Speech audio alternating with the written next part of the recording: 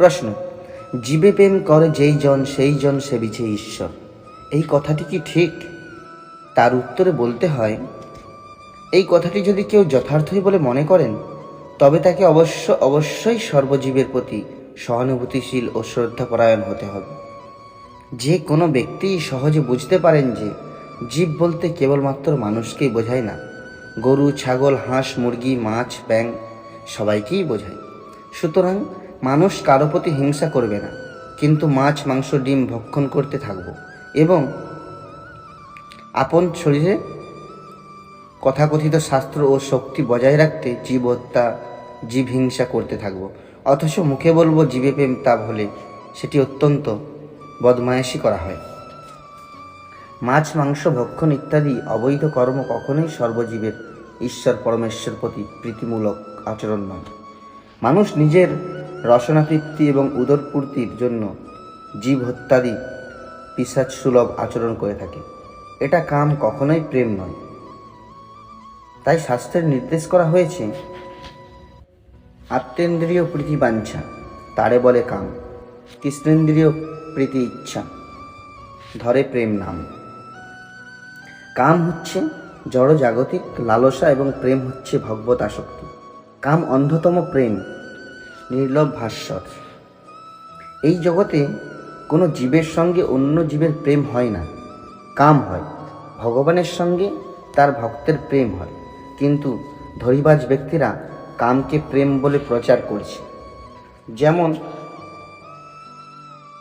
উদ্ভ্রান্ত ভ্রষ্ট সমাজে সিনেমা ও পত্রপত্রিকায় যুবক যুবতীদের কামার্ত রূপকে প্রেম নামে প্রচার করা হয়েছে, তেমনি ধর্মের নামে মানুষ বৈদিক শাস্ত্র বিরোধী জীব হিংসা করেও জীবে প্রেম বলে চালিয়ে দিচ্ছে।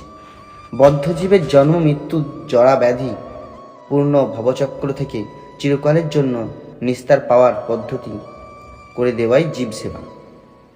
একদিনের জন্য কিছু আহার, নিদ্রা, আত্মরক্ষা ও মৈথুনের ব্যবস্থা করে দেওয়াটা জীব সেবা নয়।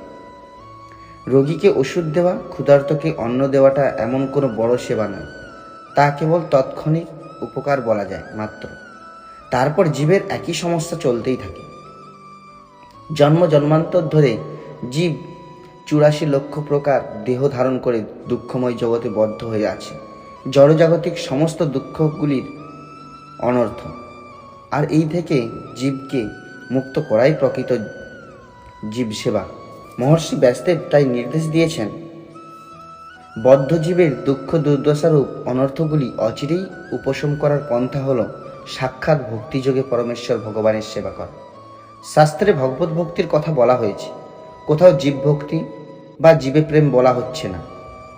কিন্তু পাষণ্ডীরা ভগবানকে পাষাণ বলে ধরে নিয়েছে এবং জীবকেই ভগবান বলে মনে করছে। যেই মোর কহে জীব ঈশ্বর হয় সম, সেই তো পাষণ্ডী হয় দণ্ডে তার যম। সুতরাং পাষণ্ডীদের যমলোকের দ্বারস্থ হতে নির্দেশ করা হয়েছে। যারা পরম নিয়ন্তা পরমেশ্বর ভগবানের সেবা করে না, তারা অন্য কারোর সেবা করারও অনুপযুক্ত। তারা জীব সেবার নামে জীবের সঙ্গে পরিহাস করছে। সেই বিষয়টি বুঝতে পারা এমন কিছু কঠিন নয়। জগৎ দুঃখময়, উৎকণ্ঠায় পূর্ণ, প্রতি পদে পদে এখানে বিপদ। এই রকম জগতে জীববদ্ধ। সেই বদ্ধ জীবকে দুমুঠো অন্ন দেওয়া, পরতে কাপড় দেওয়া, তার রোগ ব্যাধিতে কিছু ওষুধ দিলেই জীবের দুঃখময় পরিস্থিতির সমাধান হয় না। কসাইখানায় বাঁধা ছাগলকে দুমুঠো কচি ঘাস প্রদান করাটা তার সমস্যার সমাধান নয়, সেটি এক রকমের পরিহাস মাত্র। জীবের সমস্ত সমস্যার সমাধান তখনই হয় যখন জীব নিজের মন গড়া মতো ও পথ না গ্রহণ করে পরম নিয়ন্তা পরমেশ্বর ভগবানের শরণাপন্ন হয়। তাই ভগবান শ্রীকৃষ্ণ বিশেষ গুরুত্ব দিয়েই বলেছেন, সর্বধর্মান পরিত্যজ্য মামেকং শরণং ব্রজ, অহং তাং সর্বপাপেভ্য মোক্ষয়িষ্যামি মা শুচ্য। সমস্ত ধর্ম পরিত্যাগ করে কেবল আমার শরণাপন্ন হও, আমি তোমাকে সমস্ত পাপ থেকে মুক্ত করব। সেই বিষয়ে কোনো দুশ্চিন্তা করো না, একমাত্র ভগবানের শরণাপন্ন হতে হবে। তাহলেই এই দুঃখ দুর্দশাপূর্ণ পরিস্থিতি থেকে মুক্ত হওয়া সম্ভব হবে। সেই জন্য শাস্ত্রে বলা হয়েছে, পরম বন্ধু হচ্ছেন তিনি, যিনি আমাদের শ্রীকৃষ্ণ ভক্তি, শ্রীকৃষ্ণ সেবা অনুশীলন করতে শিক্ষা দেন। সে পরম বন্ধু, সেই পিতামাতা শ্রীকৃষ্ণ চরণে যেই প্রেম ভক্তিদাতা। অতএব যারা পরম নিয়ন্তা শ্রীকৃষ্ণের পাদপদ্ম বাদ দিয়ে বদ্ধ জীবের সেবা করার প্রয়াস করছে, অবধারিতভাবে তারা এই জড়জগতেই আবদ্ধ থাকবে এবং কখনো পশু পাখি, কখনো কীটপতঙ্গ, কখনো মানুষ কিংবা দেব শরীর ধারণ করে স্বর্গ নরকাদি সুখ দুঃখ ভোগ করতে থাকবে। কৃষ্ণ ভুলি সেই জীব অনাদি বহির্মুখ, অতএব মায়া তারে দেয় সংসার দুঃখ। জড়বস্তু দিয়ে বদ্ধ জীবের সেবা করলেই ভগবানের সেবা করা হয়, এই ধারণা যাদের রয়েছে তাদের পন্থা ভ্রান্ত। শ্রীমদ্ ভগবতে বরং বিপরীত কথাই বলা হয়েছে। যথাতর মূল নিষেচর্ণেন ত্রিপন্থী তৎ স্কন্দভুজ পোশাখা প্রাণপহারাচ্ছ যথেন্দ্রিয়ানাং তথৈব সর্বহন মচুত্তেজা। বৃক্ষের মূলে জল সিঞ্চন করা হলে যেমন বৃক্ষের কাণ্ড, শাখা, উপশাখা ইত্যাদি সঞ্জীবিত হয়, উদরে খাদ্য দিলে যেমন দেহের সমস্ত ইন্দ্রিয়ের তৃপ্তি সাধিত হয়, তেমনি ভক্তির মাধ্যমে ভগবানের পূজা বা সন্তোষ বিধান করা হলে ভগবানেরই বিভিন্ন অংশ নিখিল জীবেরা আলাদা করে পূজা করার দরকার হয় না। ভগবানই জীবের অভাব পূরণ করতে পারেন। মানুষ নিজেই অভাবগ্রস্ত, সে সব সময় কিছু না কিছু অভাব বোধ করে, সে আবার অন্য কারো অভাব পূরণ করবে? আর অল্প আইনে কত দিনই বা অন্য জীবের অভাব পূরণ করবে? কিন্তু ভগবান বলেছেন, আমি অভাব অভিযোগ পূরণ করি। কিন্তু কলিবদ্ধ মানুষের ভগবান সম্পর্কে কোনো জ্ঞান নেই, তারা ভগবানকেই গ্রাহ্য করে না। তারা সারাদিন জীব সেবা করছে, ঠাকুর সেবা বাদ দিয়ে কুকুর সেবা করছে। শহরে কোনো কোনো মানুষকে দেখা যায়, তারা ভোরে উঠেই কতকগুলি কুকুরকে বেড়াতে নিয়ে যায়। কুকুরগুলোকে সাবান মাখানো, খাওয়ানো, আদর করা, কাছে নিয়ে ঘুমানো, সারাদিনে তাদের কত রকমের সেবা করে চলেছে। কিন্তু তাদের জানা উচিত, জগতে অগণিত জীব রয়েছে যাদের মানুষেরা কেউ পালন করছে না, সেবা করছে না। তাদের দেখাশোনা কে করছে? তারা কি আহার, নিদ্রা, আত্মরক্ষা, মৈথুনের সমাধান করতে পারছে না? যাই হোক, শাস্ত্রে সদা সর্বদা ভগবানের সেবায়, ভগবানের সেবক অর্থাৎ তার ভক্তের সেবায় নিয়োজিত হতে নির্দেশ দেওয়া হয়েছে। ভগবানের সেবা বাদ দিয়ে অভক্ত হয়ে জীব সেবা করতে নির্দেশ দেওয়া হয়নি। পরের প্রশ্ন, ভক্তরা একজন আরেকজনকে প্রভু বলে সম্বোধন করেন কেন? অন্যদের ভগবানের প্রিয়জন মনে করে নিজেকে তাদের দাস বলে মনে করাই দৈন্য ও নম্রতার লক্ষণ, তাই প্রভু সম্বোধনটি ব্যবহার করা হয়। পরের প্রশ্ন, কলিবদ্ধ মানুষ যদি কৃষ্ণ ভাবনামৃত গ্রহণ না করে তাহলে তাদের অসুবিধা কি? উত্তরে বলতে হয়, কৃষ্ণ ভাবনামৃত গ্রহণকারী জন এই জন্ম মৃত্যুর ভবচক্র অতিক্রম করে নিত্য শাশ্বত আনন্দময় ভগবদ্ধামে উন্নীত হওয়ার অত্যন্ত মহান সুদুর্লভ সুযোগ লাভ করবে। জড়জগতের মধ্যে নানা রকমের পশুপক্ষী কীটপতঙ্গদের দেহ ধারণ করে বহুবিধ দুঃখ কষ্ট যন্ত্রণা ভোগ করতে করতে জন্ম জন্মান্তর ধরে বদ্ধজীবকে আর থাকতে হবে না। আর যে কৃষ্ণ ভাবনামৃত গ্রহণ করবে না, তার মতো দুর্ভাগা এই মহাবিশ্বে আর কেউ নেই। শ্রী কৃষ্ণদাস গোস্বামী পাদ শ্রী চৈতন্য চরিতামৃতে অন্তখণ্ডে লিখেছেন, চৈতন্য বতারে বহে প্রেমামৃত বন্যা, সব জীব প্রেমে ভাসে পৃথিবী হইল ধন্যা। এ বন্যায় যে না ভাসে সেই অন্ত জীব ছাড়, কোটিকল্পে কভুতার নাহিক নিস্তার। তারা এই পৃথিবীতে সুবুদ্ধিমান বলে শাস্ত্রে বিবেচিত হয়েছেন। যারা হরেকৃষ্ণ আন্দোলনে আত্মনিয়োগ করেছেন, সুবুদ্ধিমান ব্যক্তিগণই সংকীর্তন যোগ্য তারা ভগবানের যজন করে থাকেন। বাদবাকি ব্যক্তিরা এই তথাকথিত সভ্য সমাজে যতই ভালো ব্যক্তি হন না কেন, সকলেই দুর্বুদ্ধি সম্পন্ন। তাই বলা হয়েছে, সংকীর্তন প্রবর্তক শ্রীকৃষ্ণ চৈতন্য, সংকীর্তন যজ্ঞে তারে ভজে সেই ধন্য। সেই তো সুমেধা আর কুবুদ্ধি সংসার, সর্বযজ্ঞ হইতে কৃষ্ণ নাম যজ্ঞ সার। পরের প্রশ্ন, যে কোনো লোক কি বৈষ্ণব হতে পারে? বস্তুতপক্ষে প্রত্যেকের স্বরূপ বৈষ্ণবতা, কারণ ভগবান শ্রীকৃষ্ণ পরমাত্মা রূপে অতএব অথবা ক্ষীরোদকশায়ী বিষ্ণু প্রত্যেকের হৃদয়ে নিত্য বিরাজমান। আর প্রত্যেক জীবের পরিচয় হলো সে শ্রী বিষ্ণুর নিত্য দাস অর্থাৎ বৈষ্ণব। জীব নিত্য কৃষ্ণ দাস। ভগবানের সেবা করাই তার একমাত্র ধর্ম। সেটা না জানাই অজ্ঞতার কারণ। তাই যে কোনো বুদ্ধিমান ব্যক্তি বৈষ্ণব হতে পারেন। একটা নিরাকার নির্বিশেষ ব্রহ্ম ছাড়া আর কিছু উপলব্ধ হয় না। অবশ্য এভাবে অসৎ শাস্ত্র মায়াবাদ প্রকাশ করার ফলে মহাদেবের অবতার শ্রী শঙ্করাচার্যকে দোষ দেওয়া যাবে না, কারণ তিনি কেবলমাত্র ভগবানের আদেশ পালন করেছেন। সেই জন্যই তিনি কল্পনা করে নাস্তিক শাস্ত্র রচনা করেছেন। সেই কথা শ্রী চৈতন্য চরিতামৃতে শ্রী কৃষ্ণদাস কবিরাজ গোস্বামী বলেছেন, আচার্যের দোষ নাহি ঈশ্বর আজ্ঞা হইল, অতএব কল্পনা করি নাস্তিক শাস্ত্র কইল। কিন্তু সেই মহাদেবের অবতার শ্রী শঙ্করাচার্য বিশেষ কারণে ভগবানের দ্বারা আদিষ্ট হয়ে মায়াবাদ প্রচার করলেও তার প্রকৃত মনোভাব ব্যক্ত করতেও তিনি ভুলেননি। তিনি অবশ্যই মানুষকে অহৈতুকী কৃপাবশত পরমেশ্বর ভগবান শ্রীকৃষ্ণের ভজনা করার নির্দেশ দিয়েছেন। শঙ্করাচার্য নির্দেশ দিয়ে গেছেন, ভজ গোবিন্দং ভজ গোবিন্দং ভজ গোবিন্দং মূঢ়মতে সম্প্রাপ্তে সন্নিহিতে কালীন নহি নহি রক্ষতি দুঃকৃঞ্জকরণী। ওহে মূর্খের দল, তোমরা গোবিন্দের ভজনা করো, গোবিন্দের ভজনা করো, গোবিন্দের ভজনা করো। তোমাদের ব্যাকরণ জ্ঞান আর বাক্য বিন্যাস মৃত্যুর সময়ে তোমাদেরকে রক্ষা করতে পারবে না। পরের প্রশ্ন, ভগবানের সান্নিধ্য লাভের উপায় কি? এর উত্তরে বলতে হয়, পরমেশ্বর ভগবান শ্রীকৃষ্ণের উক্তি শ্রীমদ্ ভগবদ্গীতায় ভগবত সান্নিধ্য লাভের উপায় সম্বন্ধে বলা হয়েছে। যে ব্যক্তি কৃষ্ণ ভাবনায় তার মনকে নিযুক্ত করে, শ্রীকৃষ্ণের প্রতি ভক্তি নিবেদন করে, তার পূজা অর্চনা করে, তাকে একনিষ্ঠ শ্রদ্ধা নিবেদন করে, সেই জীব ভক্তি বলে তাকে অবশ্যই প্রাপ্ত হবে। কৃষ্ণ ভক্ত কৃষ্ণলোকে উন্নীত হতে পারবে। পরের প্রশ্ন, জীবনের মানে কি?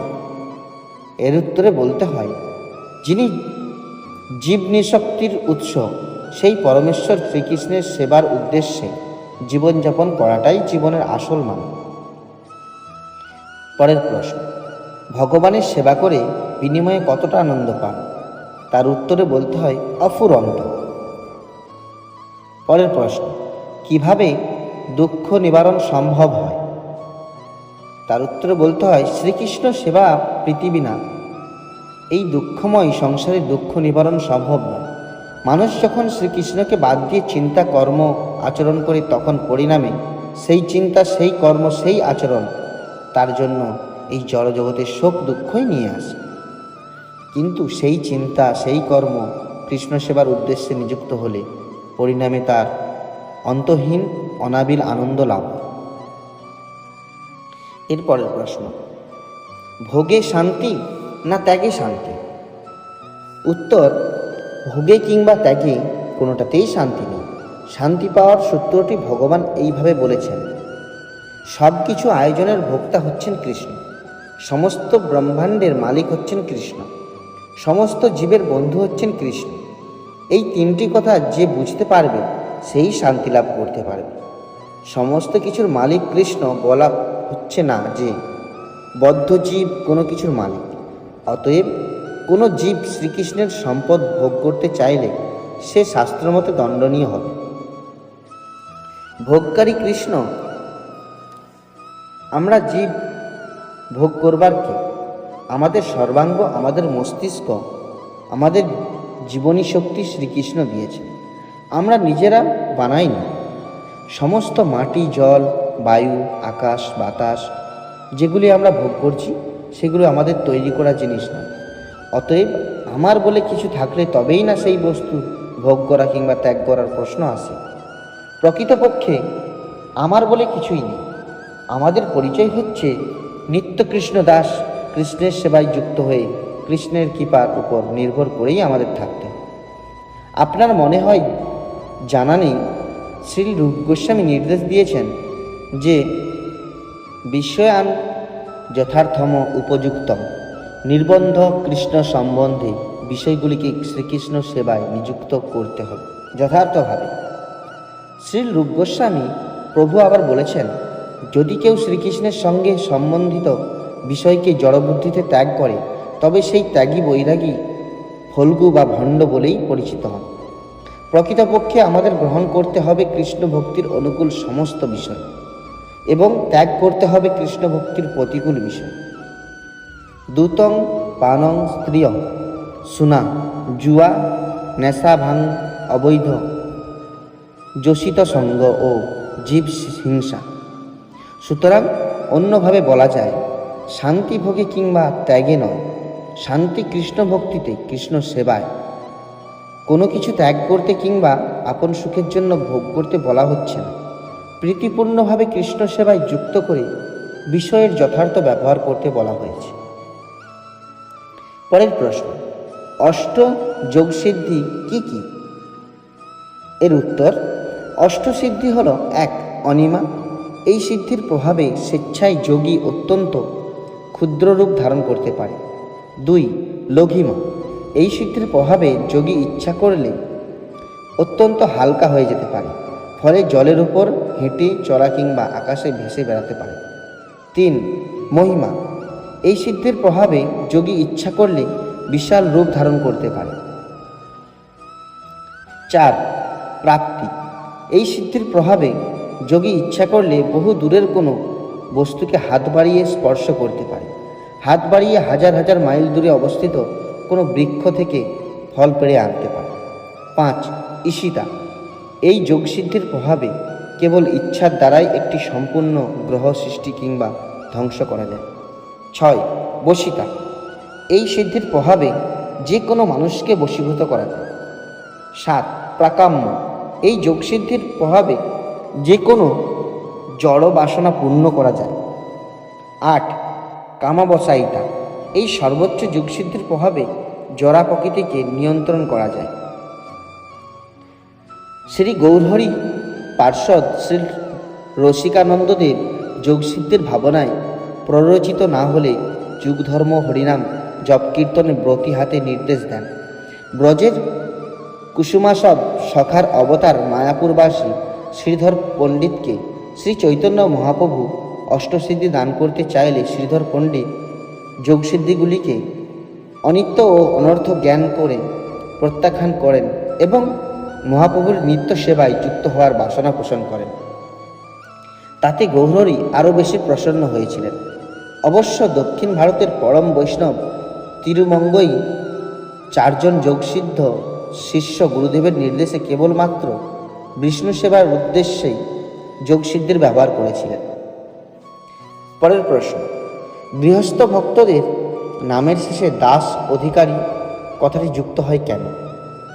শাস্ত্রে বলা হয়েছে, জীবের স্বরূপ হয় কৃষ্ণের নিত্য দাস। সেই জন্য ভক্তদের নামটি ভগবানের কোনো বিশেষ নাম দিয়ে তার সঙ্গে দাস কথাটি যুক্ত করা হয়। গৃহস্থগণ যারা গৃহে থেকে ভগবত বিগ্রহের সেবা অর্চনায় অধিকার লাভ করেছেন, পরমার্থিক গুরুদেবের মাধ্যমে অধিকার প্রাপ্ত, এই সূত্রে তারা অধিকারী নামে আখ্যাত হন। শুনেছি সবাইকে আকর্ষণ করেন বলে ভগবানের নাম হচ্ছে কৃষ্ণ। তাহলে তো জগতের সবারই কৃষ্ণ ভক্তিতে উদ্বুদ্ধ হওয়া কথা, তাই নয় কি? এর উত্তরে বলতে হয়, চুম্বকের আকর্ষণ রয়েছে। লোহা তার সংস্পর্শে এলেই সহজে আকৃষ্ট হবে। চুম্বকের মতো শ্রীকৃষ্ণের প্রীতি আকর্ষণে লোহরূপ জীবেরা আকৃষ্ট হবে, এটা স্বাভাবিক। কিন্তু লোহাতে মরিচার আস্তরণ থাকলে ওটা আকৃষ্ট হয় না। জল, আলো, হাওয়ার সংস্পর্শে থেকে লোহাটি বিকৃত হয়ে মরিচায় পরিণত হয়। জড় বিষয় ভোগ প্রবণতার মধ্যে থাকতে থাকতে জীব হৃদয় কলুষিত হয়ে পড়ে। তখন সেই জীব সর্বাকর্ষক শ্রীকৃষ্ণের প্রতি প্রীতিবোধ হারিয়ে ফেলে। শ্রীকৃষ্ণ ভক্তি হচ্ছে জীবের স্বাভাবিক অবস্থা এবং কৃষ্ণ ভক্তিহীনতা হচ্ছে জীবের বিকৃত অবস্থা। পরের প্রশ্ন, কৃষ্ণ ভক্তরা অন্য দেবদেবীর প্রতি অনাদর করেন কিনা, অন্য দেবদেবীর প্রসাদ তারা গ্রহণ করেন না কেন? এর উত্তরে বলতে হয়, কৃষ্ণ ভক্তরা অন্য দেবদেবীকেও পরমেশ্বর শ্রীকৃষ্ণের দাস দাসী জ্ঞানে শ্রদ্ধা করেন, কিন্তু দেবদেবীর উপাসকেরা যেহেতু অমেধ্যভোজী হন কিংবা কৃষ্ণপ্রসাদ সেই দেবদেবীকে নিবেদন করেন না, সেই জন্য কৃষ্ণ ভক্তদের সেই প্রসাদে আদর নেই। এর পরের প্রশ্ন, যারা কৃষ্ণ ভজন কৃষ্ণ সেবা করেন না কিন্তু দাতব্য চিকিৎসালয়, হাসপাতাল, পথিকদের জন্য জল সরবরাহ ব্যবস্থা ইত্যাদি রকমের জনহিতকর কর্মে আত্মনিয়োগ করে তারা কি ভগবানকে লাভ করতে পারে না? এর উত্তরে বলতে হয়, শ্রীমদ্ ভাগবত মতে একনিষ্ঠভাবে ভক্তিযোগ অনুশীলনের মধ্যে ভগবানের দিকে এগিয়ে যাওয়া যায়। সম্যকভাবে ভগবত সেবার আত্মনিয়োগ করে ভগবানের সনাতন ধামে ভগবানের নিত্য সেবানন্দে অধিষ্ঠিত হওয়া যায়। সেটি শুদ্ধ সত্যস্থ, এতে নিত্য বৈকুণ্ঠ জগতের বাসিন্দা হওয়া যায়। কিন্তু তম ও রজগুণের ঊর্ধ্বে যে সত্যস্তরে কর্ম, জনসাধারণের সুখ সুবিধার ব্যবস্থা করে দেওয়া, তা পূর্ণ কর্ম। এসব কর্মের ফলে বৈকুণ্ঠ জগতের বাসিন্দা হওয়া যায় না, ভগবানকে লাভ হয় না। এতে কেবলমাত্র জড়জাগতিক ইন্দ্রিয় সুখ ভোগের সুবিধা পাওয়া যায়। এই ধরনের পুণ্যকর্মা ব্যক্তিদের জন্য স্বর্গলোকের বাসিন্দা হওয়ার সুযোগ রয়েছে। মর্তের তুলনায় স্বর্গে অনেক গুণ অধিক জড় সুখ সুবিধা ভোগ করতে পারা যায়। তারপর সুখ ভোগের ফলে সঞ্চিত পুণ্য শেষ হয়ে আসবে। ক্ষীণে পুণ্যে মর্তলোকং বিশন্তি। পুণ্য ক্ষীণ হলে আবার এই পৃথিবীতে এসে জন্মাতে হবে। এর পরের প্রশ্ন, পশু পাখিরাও কি ভগবানের সেবা করে ভগবত ধামে উন্নীত হতে পারে? এর উত্তর, হ্যাঁ, কৃষ্ণ নাম কীর্তন করে কিংবা কৃষ্ণ নাম শ্রবণ করে, ভগবত প্রসাদ বা চরণামৃত সেবন করে গাছপালা, কীটপতঙ্গ, পশু পাখিও বৈকুণ্ঠ গতি লাভ করতে পারে। এ কথা নামাচার্য শ্রী হরিদাস ঠাকুর বলেছিলেন। শচীমাতাকে নিমাই দেখিয়েছিলেন কুকুর বাচ্চাগুলো হরিনাম কীর্তন করে ভগবত ধামে চলে গেল। উড়িষ্যার ঝাড়খণ্ড অরণ্যে সমস্ত হিংস্র স্বভাব পশুরা হিংসা ভুলে গিয়ে কৃষ্ণ নামে নৃত্য করতে লাগল শ্রী চৈতন্য মহাপ্রভুর সঙ্গে। শিবানন্দের কুকুর, রসিকানন্দের হাতি, পর্ণী গোপালের বাঘ ইত্যাদি অসংখ্য দৃষ্টান্ত রয়েছে। রামায়ণের শকুন, বানর, পদ্মপুরাণের বৃক্ষ, কপোত, ইঁদুর প্রভৃতির মুক্তির কাহিনী অনেকেই জানেন। কীট, পক্ষী এবং পশুরাও পরমেশ্বর ভগবানের সেবায় শরণাগত হলে জীবনের পরম পূর্ণতা লাভ করতে পারে। অতএব বুদ্ধিমান জ্ঞানী মানুষদের আর কি কথা। এর পরের প্রশ্ন, আমার ভাই সর্বদাই কৃষ্ণ সেবায় মত্ত থাকত। কৃষ্ণ ছাড়া সে কিছুই জানত না, কিন্তু আজ তার এমন রোগগ্রস্ত অবস্থা হয়েছে যে সে আর কৃষ্ণ সেবা করতে পারছে না। ভাগবতে বলা হয়েছে, যে ব্যক্তি কৃষ্ণের শরণ নেয় তাকে কৃষ্ণ ছাড়ে না। তাহলে আমার ভাইকে এখন কি করা উচিত? এর উত্তরে বলতে হয়, শরণাগত ব্যক্তিকে কৃষ্ণ ছাড়েন না, অতএব আপনার ভাই শরণাগতই থাকবে। আপনিও ভাইয়ের চিকিৎসা ব্যাপারে সহযোগিতা করে অপ্রত্যক্ষভাবে কৃষ্ণের সেবা করুন। আপনি ভগবত পড়ে নিশ্চয়ই জেনে থাকবেন, পরম ভক্ত হলেও নানাবিধ রোগ ব্যাধি, আঘাত ব্যাঘাত তার উপরও আসে এবং ভক্ত কৃষ্ণ চিন্তা মাধ্যমে সমস্ত জাগতিক দুশ্চিন্তামুক্ত থাকেন। এর পরের প্রশ্ন, বিষয়ীর অন্ন খাইলে মলিন হয় মন, মন মলিন হইলে নহে কৃষ্ণের স্মরণ। চৈ চৈ চ। তবে বিষয়ী লোকের টাকা নিয়ে ইস্কন শ্রীধাম মায়াপুরে বিশাল মঠ মন্দির তৈরি করছে, এতে কি কোনো দোষ হয় না? এর উত্তরে বলতে হয়, বিশেষ রকমের ঝুঁকি নিয়ে কৃষ্ণ ভক্তরা বিষয়ী অবিষয়ী নির্বিশেষে প্রতি ঘরে ঘরে গিয়ে কৃষ্ণ নাম মহিমা প্রচারের উদ্দেশ্যে বিশ্বময় ছড়িয়ে পড়েছেন। উদ্দেশ্য হলো মানুষকে বিষয় ভোগবাদের অশুভ পরিণতি থেকে উদ্ধার করে কৃষ্ণ ভক্তির পথে নিয়ে আসা। বিষয়ী বলতে তাদেরই বোঝায় যাদের বিষয় ভোগ তৃষ্ণা প্রবল। শ্রীল প্রভুপাদ বিষয়ী তাদেরকে বলেছেন যারা মাংস খাওয়া, নেশা করা, অবৈধ যৌনসঙ্গ এবং জুয়া কখনো বর্জন করতে চায় না। তাদের চরিত্র কলুষিত হওয়ার ফলে তারা সবসময় ভগবানের ও ভক্তের বিরোধী, কপটাচারী ও কৃপণ প্রকৃতির। অতএব তাদের কাছে ভক্তরা কিছুই গ্রহণ করে না। এমনকি বৈষ্ণব, ভেগধারী, বিধিনিষেধ বিচারবিহীন সহজিয়া ইত্যাদির সম্প্রদায়ও বিষয়ীর অন্তর্ভুক্ত। যারা গৃহস্থ অর্থাৎ পরিবারের ব্যয়ভার বহনের জন্য অর্থ সংগ্রহ করছেন, তাদের মোট আয়ের অর্ধাংশ ভগবত সেবায় নিয়োজিত করতে বৈদিক শাস্ত্রের নির্দেশ দেওয়া হয়েছে। অতএব যারা প্রীতি সহকারে লক্ষ লক্ষ টাকা দান করছেন ভগবানের মন্দির নির্মাণের জন্য, তারা সাধারণ ব্যক্তি নন। বাইরের দৃষ্টিতে বিষয়ী অবিষয়ী পার্থক্য নির্দেশ করাও উচিত না। কলিযুগে পাবনাবতারী শ্রী চৈতন্য মহাপ্রভু বিশেষভাবে নির্দেশ দিয়েছেন, ভারত ভূমিতে হইল মনুষ্য জন্ম, যার জন্ম সার্থক করি করক পর উপকার। ভগবানের অপ্রাকৃত নাম প্রচারের মাধ্যমে মানুষকে তার প্রকৃত সত্তার কার্যকলাপ সম্পর্কে জ্ঞান দান করা হয়, যার ফলে যথার্থই তার উপকার সাধিত হয়। অতএব এই পৃথিবী গ্রহে নাম প্রচারের জন্য ইস্কনের যে শুভ প্রয়াস, তার কোনো ক্ষয় নেই।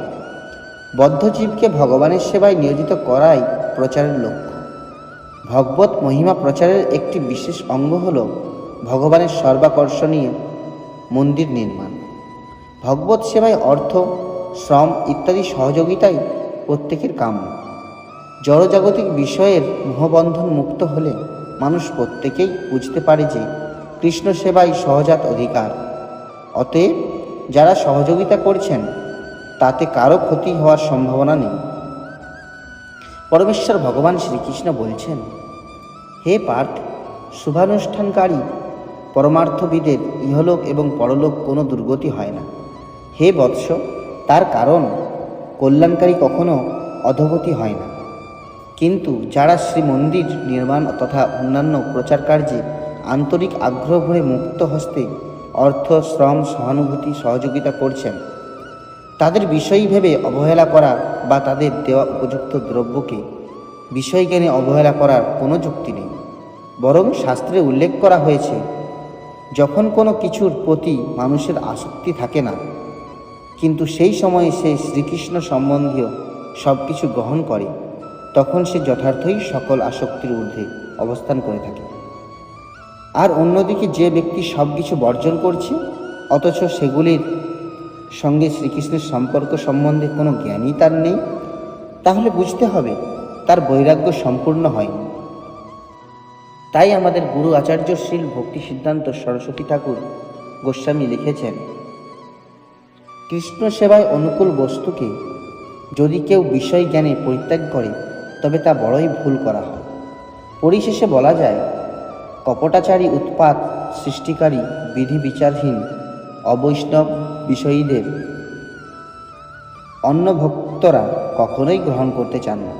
শ্রী চৈতন্য চৈতামৃতে বিষয়ীর অন্ন গ্রহণ করতে নিষেধ করা হয়েছে এই উদ্দেশ্যে যে কনিষ্ঠ অধিকারী ভক্তরা বিষয়ীর সঙ্গ প্রভাবে হয় তো কৃষ্ণ ভক্তির পথ থেকে বিচ্যুত হতে পারে।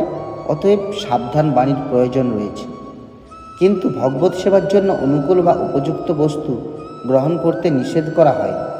বিশেষ করে একজন মহাভাগবতের কাছে কোনো কিছুই জড় বিষয় নয়। তথাকথিত বিষয়ীদের প্রদত্ত বিষয়কে তিনি শ্রীকৃষ্ণের সেবায় লাগাতে জানান, তখন সেই বিষয় আর বিষয় থাকে না, তা চিন্ময় হয়ে যায়। শুদ্ধ ভগবত প্রেম। প্রতিটি জীবই কোনো একটি বিশেষ রসে শ্রীকৃষ্ণের সঙ্গে সম্পর্কযুক্ত। যখন সেই বিশেষ রসে সম্বন্ধযুক্ত হয়ে শ্রীকৃষ্ণকে ভালোবাসার বাসনা অত্যন্ত তীব্র হয়, তখন তাকে শুদ্ধ প্রেম বলা হয়। প্রাথমিক স্তরে ভক্ত শ্রী গুরুদেবের আজ্ঞা অনুসারে বৈধিভক্তি অনুসরণে তৎপর হন, কিন্তু এই সাধনার মাধ্যমে তিনি যখন সব রকম প্রাকৃত কলুষ থেকে মুক্ত হন, তখন ভগবত ভক্তি পরায়ণ হওয়ার প্রতি রুচি ও আসক্তির উদয় হয়। এই রুচি ও আসক্তি যখন কালক্রমে ধীরে ধীরে দৃঢ় হয় তখন তা প্রেম রূপ ধারণ করে। প্রেম কথাটি কেবল ভগবানের সম্বন্ধেই প্রয়োগ করা হয়। প্রাকৃত জগতে প্রেমের কোনো প্রশ্নই ওঠে না। প্রাকৃত জগতে যাকে ভ্রমপূর্বক প্রেম বলে মনে করা হয় তা কাম ছাড়া আর কিছুই নয়। সোনা ও লোহার মধ্যে যে বিরাট প্রভেদ রয়েছে, প্রেম ও কামের মধ্যেও সেই রকম প্রভেদ রয়েছে। নারদ পঞ্চরাত্রে স্পষ্টভাবে বলা হয়েছে যে কাম ও মমতা যখন সম্পূর্ণরূপে ভগবানের প্রতি প্রকাশিত হয় তখন তাকে ভীষ্ম, প্রহ্লাদ, উদ্ভব, নারদ আদি মহাজনেরা শুদ্ধ ভগবত প্রেমরূপে স্বীকার করে গেছেন। ভীষ্ম প্রমুখ মহাজনেরা বিশ্লেষণ করে গেছেন যে ভগবত প্রেমের অর্থ হচ্ছে সকলের প্রতি তথাকথিত প্রেম ত্যাগ করা। ভীষ্ম বলেছেন, অন্য সব কিছুর সঙ্গে সম্বন্ধ বিচ্ছেদ করে কেবল একমাত্র পুরুষ ভগবানের প্রতি সর্বতোভাবে প্রীতিপরায়ণ হওয়ার নাম হচ্ছে প্রেম।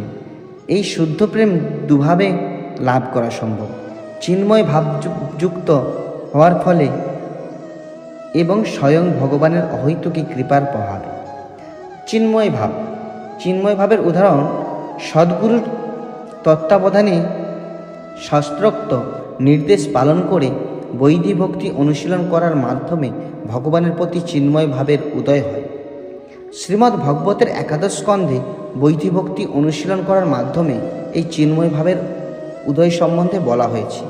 বৈধি ভক্তি অনুশীলন করতে করতে ভক্ত যখন স্বাভাবিকভাবে কৃষ্ণ ভাবনাময় মগ্ন হন তখন দ্রবীভূত চিত্তে তিনি উন্মাদের মতো নৃত্য করেন। ভগবানের নাম কীর্তন করতে করতে তিনি কখনো রোদন করেন, কখনো প্রলাপে মগ্ন হন, কখনো গান করেন এবং লোকলজ্জার প্রতি উদাসীন হয়ে উন্মত্তের মতো নৃত্য করেন। পদ্মপুরাণে রাগানুগা ভক্তি থেকে উৎপন্ন চিন্ময় প্রেমের দৃষ্টান্ত রয়েছে। চন্দ্রকান্তি নামক একজন সুন্দরী শ্রীকৃষ্ণকে প্রতিরূপে পাওয়ার জন্য কঠোরভাবে ব্রহ্মচর্য পালন করেন। তিনি নিরন্তর ভগবানের দিব্যমূর্তির ধ্যান করতেন এবং তার মহিমা কীর্তনে তন্ময় হয়ে থাকতেন। তিনি স্থির করেছিলেন যে শ্রীকৃষ্ণকে ছাড়া আর অন্য কাউকে তিনি প্রতিরূপে বরণ করবেন না। ভগবানের বিশেষ কৃপা। যখন দেখা যায় যে কোনো ভক্ত চিন্ময় প্রেমে নিরন্তর ভগবানের সঙ্গ লাভ করেছেন তখন বুঝতে হবে যে ভগবান স্বয়ং তার প্রতি বিশেষ অহৈতুকী কৃপা করে তাকে সেই অবস্থা দান করছেন। শ্রীমদ্ ভগবতে একাদশ স্কন্ধে এই বিশেষ কৃপার দৃষ্টান্ত রয়েছে, যেখানে শ্রীকৃষ্ণ উদ্ভবকে বলছেন, বৃন্দাবনের গোপবধূরা আমাকে পাওয়ার জন্য বেদপাঠ করেন, তীর্থ পর্যটন করেন, শাস্ত্রের বিধিবিষেধগুলি কঠোরভাবে অনুসরণ করেন, কোনো রকম তপশ্চর্যা করেন। কেবলমাত্র আমার সঙ্গলাভের প্রভাবে তারা ভক্তির এই চরম সিদ্ধি অবস্থা প্রাপ্ত হয়েছে। পদ্মপুরাণে চন্দ্রকান্তির দৃষ্টান্ত ও শ্রীমদ্ ভগবতে গোপিকাদের দৃষ্টান্তের মাধ্যমে বোঝা যায় যে ভক্ত যখন নিরন্তর শ্রীকৃষ্ণের কথা চিন্তা করেন এবং সর্বক্ষণ ভাবাষ্ঠিত হয়ে তার মহিমা কীর্তন করেন তখন তিনি পরমেশ্বর ভগবান শ্রীকৃষ্ণের বিশেষ কৃপা প্রভাবে অনন্য ভক্তির চরম সিদ্ধি লাভ করেন। সেই সম্বন্ধে শ্রীমদ্ ভগবতে বলা হয়েছে, কোনো মানুষ যদি শ্রীহরির আরাধনা করেন, গুণগান করেন এবং তার প্রতি প্রেমপরায়ণ হন তখন বুঝতে হবে যে তিনি সব রকমের তপশ্চর্যা, যাগযজ্ঞ ইত্যাদি আত্ম উপলব্ধির সমস্ত প্রক্রিয়াগুলি ইতিমধ্যেই সাধন করেছেন। পক্ষান্তরে সব রকমের তপশ্চর্যা, যাগযজ্ঞ অনুষ্ঠান করার পরেও কেউ যদি ভগবান শ্রীহরির প্রতি প্রেমপরায়ণ না হন তাহলে তার সেই সমস্ত অনুষ্ঠানগুলি কেবল সময়ের অপচয় মাত্র। কেউ যদি নিরন্তর অন্তরে ও বাইরে শ্রীকৃষ্ণকে দর্শন করেন তখন বুঝতে হবে যে তিনি সব রকমের যাগযজ্ঞ, তপস্যা, যোগ আদি আত্মজ্ঞান লাভের সব কয়টি স্তর অতিক্রম করেছেন। আর সেই সমস্ত যাগযজ্ঞ, তপস্যা আদি অনুষ্ঠান করার পরেও কেউ যদি নিরন্তর অন্তরে ও বাইরে শ্রীকৃষ্ণকে দর্শন করতে না পারেন তাহলে তিনি নিরর্থক। এই সমস্ত অনুশীলন করেছেন। ভগবানের অহৈতুকী কৃপার প্রভাবে স্বতঃস্ফূর্তভাবে তার প্রতি আসক্ত হওয়াকে দুটি ভাগে ভাগ করা যায়। একটি হচ্ছে ভগবানের মহত্ব অনুভব করে তার প্রতি গভীর সম্ভ্রমযুক্ত হওয়া, এবং অপরটি হচ্ছে কোনো রকম বিবেচনা ছাড়াই স্বাভাবিকভাবে শ্রীকৃষ্ণের প্রতি আকৃষ্ট হওয়া। নারদ পঞ্চরাত্রে বলা হয়েছে যে পরমেশ্বর ভগবানের মাহাত্ম্য উপলব্ধি করে গভীরভাবে সম্ভ্রমযুক্ত হয়ে ভগবানের প্রতি যে গভীর মমতা ও ঐকান্তিক প্রেম লাভ হয়, তার ফলে ভক্ত অবশ্যই 4 রকম বৈষ্ণব মুক্তি লাভ করে, যথা সারূপ্য, শালক্য, সামীপ্য ও শাষ্টি। বৈষ্ণব মুক্তি মায়াবাদ মুক্তি থেকে সম্পূর্ণ ভিন্ন। মায়াবাদ মুক্তি হচ্ছে ভগবানের দেহ নির্গত রশ্মি ছটায় বিলীন হয়ে যাওয়া। নারদ পঞ্চরাত্রে স্বার্থ বাসনাশূন্য বিশুদ্ধ অনন্য ভক্তি সম্বন্ধে বর্ণনা করা হয়েছে। ভক্ত যখন নিরন্তর কৃষ্ণপ্রেমে মগ্ন হন এবং তার চিত্ত যখন নিরন্তর তার পদারবিন্দে নিবদ্ধ হয়, সেই ভক্তিভাব ভগবানকে আকর্ষণ করার একমাত্র উপায় বলে প্রমাণিত হয়েছে। পক্ষান্তরে বলা যায় যে বৈষ্ণব নিরন্তর পরমেশ্বর ভগবান শ্রীকৃষ্ণের বিগ্রহের ধ্যান করেছেন, তিনিই হচ্ছেন শুদ্ধ বৈষ্ণব। সাধারণত গভীর নিষ্ঠার সঙ্গে বৈদিভক্তি অনুশীলন করার ফলে ভগবানের অহৈতুকী কৃপার প্রভাবে ভক্ত ভগবানের পরম মাহাত্ম্যের প্রতি আকৃষ্ট হন, তার দিব্যরূপের প্রতি আকৃষ্ট হন এবং স্বতঃস্ফূর্তভাবে ভগবত ভক্তি পরায়ণ হন। অর্থাৎ বৈদিভক্তি অনুশীলন করার ফলে ভগবানের দিব্য রূপ মাধুরী পূর্ণরূপে আস্বাদন করার যোগ্য হওয়া যায়। এই অতি উন্নত অবস্থা কেবলমাত্র ভক্তের প্রতি ভগবানের অসাধারণ কৃপার প্রভাবে প্রাপ্ত হওয়া যায়। শুদ্ধ ভক্তের সঙ্গ। যদিও ভগবত প্রেম লাভ করার বিভিন্ন পন্থা উল্লেখ করা হয়েছে, এখন শ্রী রূপ গোস্বামী এই দিব্য অবস্থা প্রাপ্তির বর্ণনা করেছেন। প্রেম ভক্তি লাভের মূল ভিত্তি হচ্ছে শ্রদ্ধা। শুদ্ধ ভক্তদের অনেক সংঘ ও আশ্রম রয়েছে, এবং কেউ যদি অল্প একটু শ্রদ্ধাপরায়ণ হয়ে এই ধরনের সংস্থার সঙ্গে যুক্ত হন, তখন তিনি শুদ্ধ ভক্তির মার্গে দ্রুত গতিতে অগ্রসর হতে পারেন। শুদ্ধ ভক্তের প্রভাব এতই মহান যে কেউ যদি লেশমাত্র শ্রদ্ধাযুক্ত হয়েও তাদের সঙ্গ করেন, তাহলে তিনি ভগবদ্গীতা ও শ্রীমদ্ ভাগবত আদি প্রামাণিক শাস্ত্র থেকে পরমেশ্বর ভগবানের মহিমা শ্রবণ করার সৌভাগ্য অর্জন করেন। এইভাবে সকলের হৃদয়ে বিরাজমান পরমেশ্বর ভগবানের কৃপার প্রভাবে জীবের প্রামাণিক শাস্ত্রের বর্ণনার প্রতি শ্রদ্ধা বর্ধিত হয়। এটি হচ্ছে শুদ্ধ ভক্তের সঙ্গ করার প্রাথমিক স্তর।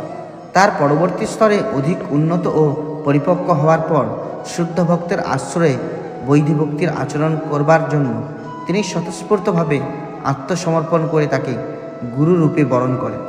তারপর তৃতীয় অবস্থায় গুরুদেবের নির্দেশ অনুসারে তিনি বৈদিভক্তির আচরণ করেন এবং তার পরিণামস্বরূপ সব রকম অনর্থ থেকে মুক্ত হন। অনর্থ নিবৃত্তি হওয়ার পর তার হৃদয়ে নিষ্ঠার উদয় হয় এবং ক্রমশ ভক্তিমার্গে তার রুচি, আসক্তি এবং ভাব এবং চরমে প্রেমের উদয় হয়। শুদ্ধ ভগবত প্রেম লাভ করার এইগুলি হচ্ছে বিভিন্ন স্তর। কেবলমাত্র অত্যন্ত ভাগ্যবানেরা জীবনের এই ধরনের সাফল্য লাভ করতে পারেন। যারা কেবল পণ্ডিত্য অর্জনের জন্য বৈদিক শাস্ত্র পাঠ করেন, তারা কখনোই বুঝতে পারেন না কিভাবে ভগবত প্রেমের এই দিব্য ভাব লাভ করা যায়। নারদ পঞ্চরাত্রে তাই মহাদেবের পার্বতীকে বলছেন, হে মহেশ্বরী, যে পুরুষ পরমেশ্বর ভগবানের প্রেমে মত্ত হয়ে পরমানন্দে মগ্ন হয়েছেন, তিনি তার শারীরিক ও মানসিক কোনো রকম সুখ অথবা দুঃখ অনুভব করেন না। স্নেহ, মান, প্রণয় ইত্যাদি হচ্ছে প্রেমরূপ বৃক্ষের বিভিন্ন শাখা। এদের প্রকাশ নানাভাবে হয়, সেই সম্বন্ধে এখানে বিশদভাবে আলোচনা হবে না। শ্রী সনাতন গোস্বামী তার ভাগবতামৃত গ্রন্থে সেই সম্বন্ধে বিশদভাবে বর্ণনা করেছেন। যদিও স্নেহ আদি প্রেম বিলাসের বিষয় অত্যন্ত গোপনীয়, তবুও সনাতন গোস্বামী অত্যন্ত বিস্তারিতভাবে তার বর্ণনা করেছেন। এইভাবে ভক্তিরা সমৃদ্ধ সিন্ধু গ্রন্থের পূর্ববিভাগ সমাপ্ত করবার সময় শ্রী রূপ গোস্বামী ভগবত প্রেমের মাধুর্য প্রকাশক শ্রী সনাতন গোস্বামী তথা গোপাল ভট্ট গোস্বামী, রঘুনাথ ভট্ট গোস্বামী ও রঘুনাথ দাস গোস্বামীর আনন্দ বিধানের জন্য এই অংশটি সমর্পণ করেছেন। এই উক্তি থেকে বোঝা যায় যে স্বর গোস্বামীর অন্যতম শ্রীল জীব গোস্বামী ভক্তির সমৃদ্ধ সিন্ধু রচনায় সময় সক্রিয় হননি। শ্রীকৃষ্ণের 16 কলা গুণ ছিল, সেই 16 কলা কী কী? তার উত্তর, 16 কলা গুণ সর্বদাই আছে।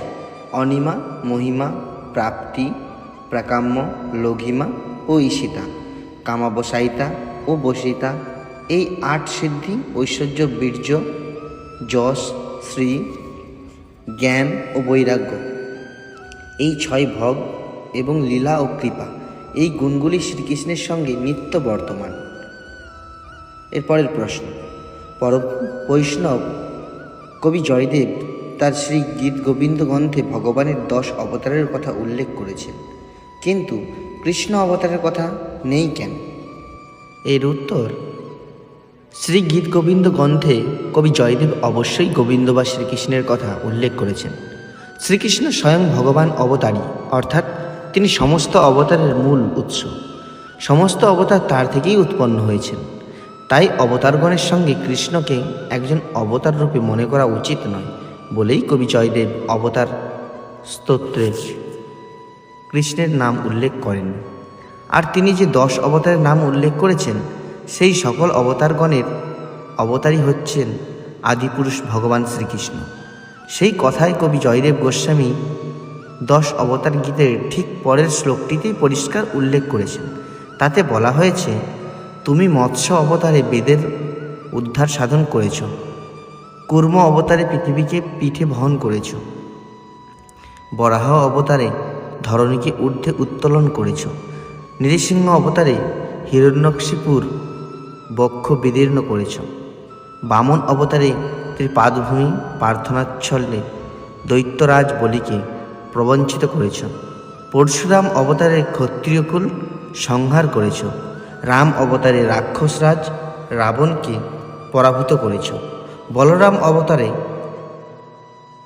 হল ধারণ করেছ, বুদ্ধ অবতারে জগতের সবার প্রতি দয়া প্রদর্শন করেছ, অবশেষে কল্কি অবতারে ম্লেচ্ছকুলকে বিমোহিত করবে। হে দশাবতারধারী, হে শ্রীকৃষ্ণ, তোমাকে প্রণতি নিবেদন করি।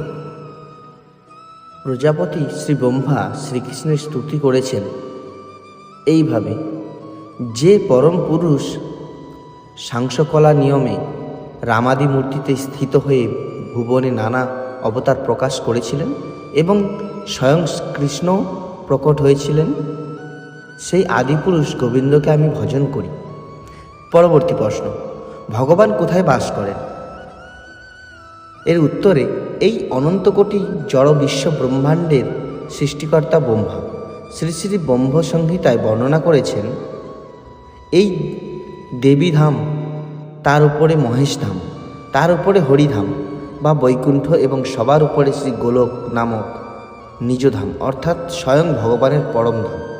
এবং এই সকল প্রকার সেই ধামে সেই প্রভাব যিনি বিধান করেছেন, সেই পরমেশ্বর ভগবান আদিপুরুষ শ্রী গোবিন্দকে আমি ভজনা করি। এখন এত প্রকার ধামে কোথায় কে থাকেন যদি নির্দেশ করা যায়, তাহলে ভগবানের গোলকধামের অবস্থানটা নির্ণয় করা যেতে পারে। দেবীধাম বলতে অনন্ত কোটি জড় বিশ্ব ব্রহ্মাণ্ডকে বোঝায়। তা শ্রীকৃষ্ণের বহিরঙ্গা শক্তি মহামায়া দুর্গাদেবী পরিচালনা করেন। পাতাললোক থেকে ব্রহ্মলোক পর্যন্ত সমগ্র দেবীধামটাই জন্ম মৃত্যু জড়া ব্যাধির চক্রে অবর্তিত হচ্ছে, অর্থাৎ তা নিত্য নয়।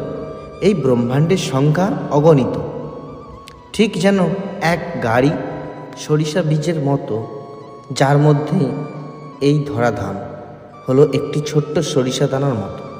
এই সমস্ত ব্রহ্মাণ্ডের ঊর্ধ্বে রয়েছে চিন্ময় আকাশ, তার মধ্যে রয়েছে মহেশধাম বা শিবলোক, তার ঊর্ধ্বে হরিধাম।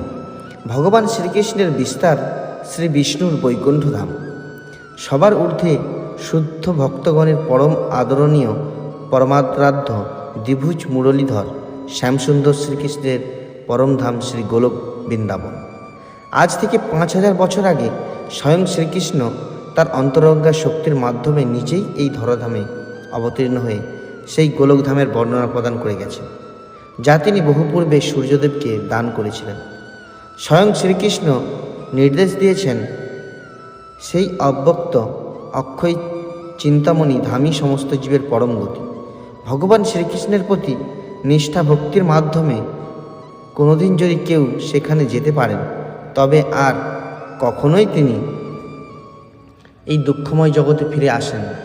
কারণ তিনি নিত্যধামে নিত্যানন্দময় জীবনে আসীন হন।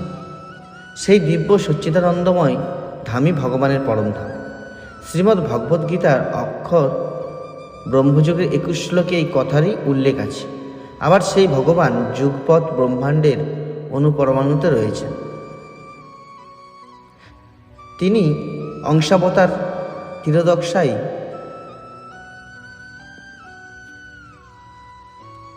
বিষ্ণুরূপে প্রতিটি জীবের হৃদয়ে নির্বিকার সাক্ষীর মতো পরমাত্মরূপে বিরাজ করছেন। কিন্তু জীবাত্মার ক্ষুদ্র স্বাধীনতার অপব্যবহারের ফলে সে তা ভুলে যায়। এই সম্পর্কে শ্রীকৃষ্ণ বলেছেন, আমি সবার হৃদয়ে অবস্থিত এবং আমার থেকে সমস্ত জীবের স্মৃতি ও জ্ঞান উৎপন্ন হয়, আবার বিলুপ্ত হয়। অর্থাৎ আমরা যদি ভগবত অনুগত হয়ে শ্রীকৃষ্ণ ভাবনাময় জীবনযাপন করি, তবে আমাদের স্মৃতি ও জ্ঞান জাগ্রত হবে। নতুবা যদি আমরা বৈদিক শাস্ত্র বিরুদ্ধ জীবন প্রণালীতে চলি, তবে আমাদের স্মৃতিশক্তি জ্ঞানবুদ্ধি বিলুপ্ত হবে। বর্তমান যুগে অর্থাৎ আধুনিক নব্য প্রণালীতে কিছু কিছু মানুষ জীবকেই ভগবান বলে মনে করে। বহু দরিদ্র পতিত মানুষকে অন্ন বস্ত্র দান করে সমাজে তারা বড় বড় সমাজসেবী বলে পরিচিত লাভ করেছে। কিন্তু দেহত্যাগের পর প্রতিটি জীবের কর্মফল অনুসারে স্বর্গে কি নরকে গিয়ে সুখভোগ কি দুর্ভোগ করবে তা চিন্তা করার যথার্থ পরোপকারী কর্তব্য। দুর্লভ মানব জীবনে প্রত্যেকের ভগবদ্মুখী জীবন ধারাটাই সর্বপ্রযত্নে গ্রহণ করা আবশ্যক, এবং যা শুধু এই জন্মেই নয়, জন্ম জন্মান্তর ধরে আমাদের প্রকৃত সুখ শান্তি প্রদান করবে। সমগ্র বিশ্ব ব্রহ্মাণ্ডের যত দেবদেবী, যত জীবকুল, সবাই পরমেশ্বর পরম নিয়ন্তা শ্রীকৃষ্ণের ভিত্ত। তা কেউ মানুক আর নাই মানুক, একলে ঈশ্বর কৃষ্ণ আর সব ভৃত্য। তাতে নিজেদেরকে ভগবান বলে মনে করাটা কত বড় বিভ্রান্তি, কত বড় মূর্খতা, তা বোঝা উচিত। শ্রী পদ্মপুরাণে উল্লেখ আছে, ভগবান ভক্তশ্রেষ্ঠ শ্রী নারদকে বলছেন, আমি বৈকুণ্ঠে থাকি না, যোগীদের হৃদয়েও নয়। হে নারদ, যেখানে আমার ভক্তরা আমার কার্যকলাপ ও মহিমার কথা গুণকীর্তন করে, সেইখানে আমি অবস্থান করি।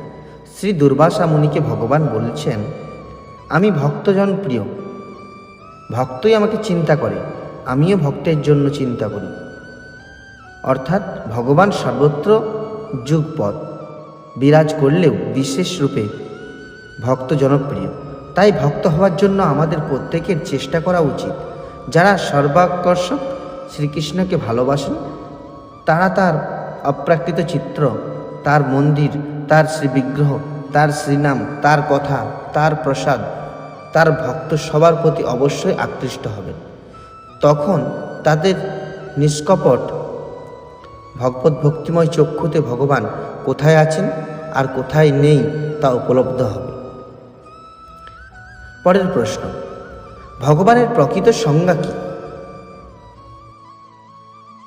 বিষ্ণু পুরাণে বলা হয়েছে, সমগ্র ঐশ্বর্য, সমগ্র বীর্য, সমগ্র যশ, সমগ্র সৌন্দর্য, সমগ্র জ্ঞান ও সমগ্র বৈরাগ্য, এই ছয়টির সমাহারকে ভগ বলে। এই ছয়টি অচিন্ত গুণ যার মধ্যে অঙ্গাঙ্গিভাবে পূর্ণরূপে রয়েছে, তিনিই ভগবান। একমাত্র শ্রীকৃষ্ণের মধ্যেই এই ষড়ৈশ্বর্য পূর্ণরূপে বিরাজমান। তাই তিনি এবং বিষ্ণুত্ব রূপে তার বিস্তার সমূহই ভগবৎ পদবাচ্য। এর পরের প্রশ্ন, কৃষ্ণ যদি পরমপিতা আদিপুরুষ হন, তবে তার মা বাবা থাকা কিভাবে সম্ভব? ভগবান শ্রীকৃষ্ণ বলেছেন, জন্ম কর্ম চ মে দিবম, আমার জন্ম এবং কার্যকলাপ সবই দিব্য অপ্রাকৃত। ভগবান কারো বা কোনো কিছুর অধীন নন, তার ইচ্ছাই সব কিছু হতে পারে। তাই কারো পুত্ররূপে কিংবা সখারূপে তিনি লীলাবিলাস করতে পারেন। মায়াবদ্ধ জীব আমরা জন্ম মৃত্যু গ্রহণ করতে বাধ্য হই, কিন্তু মায়াধীশ শ্রীকৃষ্ণ কোনো কিছুতে বাধ্য নন। নরলীলা প্রকাশ করবার জন্য তিনি পিতামাতার কোলে শিশুরূপে আবির্ভূত হতে পারেন। শ্রীকৃষ্ণ উল্লেখ করেছেন, যে যেভাবে আমার প্রতি আত্মসমর্পণ করে, প্রপত্তি করে, আমি তাকে সেইভাবেই পুরস্কৃত করি। পরমেশ্বর ভগবানকে পুত্ররূপে লাভ করবার জন্য শ্রী নন্দ, যশোদা ও শ্রী বসুদেব দেবকী জন্ম জন্মান্তরে কঠোর সাধনার ব্রতী হয়েছেন। এইরূপ ঐকান্তিক ভক্তের সন্তোষ বিধান করতে ভগবানও তাদের পুত্ররূপে লীলাবিলাস করতে অভিলাষ করেন। আর এই জন্ম ও কর্মলীলা আমাদের জড়বুদ্ধির বিচার্য বিষয় নয়। ভগবান সর্ব অবস্থাতেই ভগবান। মানুষ রূপে কিংবা অন্য কেউ যে কোনো রূপে আবির্ভূত হলেও তার ভগবত্তা লাঘবের কোনো প্রশ্নই ওঠে না।